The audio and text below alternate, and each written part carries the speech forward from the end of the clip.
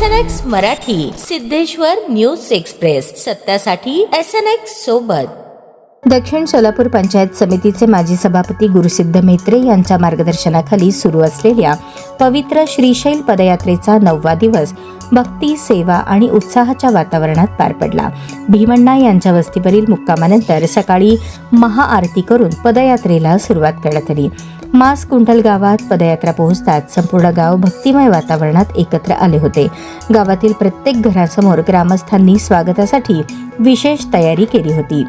रस्त्याच्या दोन्ही बाजूंना लहान चिमुकल्या मुलांपासून ते वयोवृद्धांपर्यंत सर्वजण रांगेत उभे राहून पालखीचे स्वागत करत होते. प्रत्येक घरातील लोकांनी पालखीसमोर पाणी घालून तांदूळ अर्पण करून नारळ फोडून पारंपरिक पद्धतीने स्वागत केले.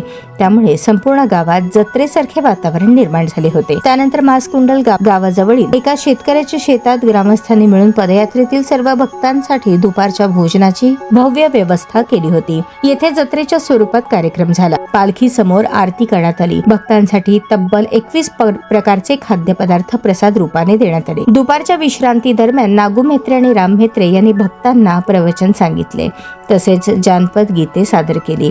या भक्तिमय कार्यक्रमामुळे संपूर्ण वातावरण आध्यात्मिक झाले. त्यानंतर विश्रांतीनंतर पदयात्रा पुढे मार्गक्रमण करत शिरपूर तालुक्यातील कोट्टर बसवण्णा येथे पोहोचली. येथे बसवण्णा अम्मा म्हणून ओळखल्या जाणाऱ्या भक्तांच्या घरी प्रसाद घेण्यात आला. त्यानंतर गावात रात्रीच्या मुक्कामाची व्यवस्था करण्यात आली. बसवण्णा अम्मा यांच्या कुटुंबियांसह त्यांचे चिरंजीव कृष्णा व रामा यांनी सर्व भक्तांसाठी भोजनाची उत्तम व्यवस्था केली. मुक्कामस्थळी महाआरती मोठ्या उत्साहात करण्यात आली. यावेळी माजी सभापती गुरुसिद्ध म्हेत्रे यांनी स्वतः भक्तांसोबत नाचत महाआरती म्हटली. हर हर महादेवच्या जयघोषात संपूर्ण परिसर दुमदुमून गेला. दरम्यान सिद्धेश्वर न्यूज एक्सप्रेस या पवित्र श्रीशैल पदयात्रेचे दररोजचे वृत्तांकन संपादक रेवणसिद्ध मेंढगुदले करत असून यात्रेतील प्रत्येक दिवसाचा प्रवास जनतेपर्यंत पोहोचवला जात आहे.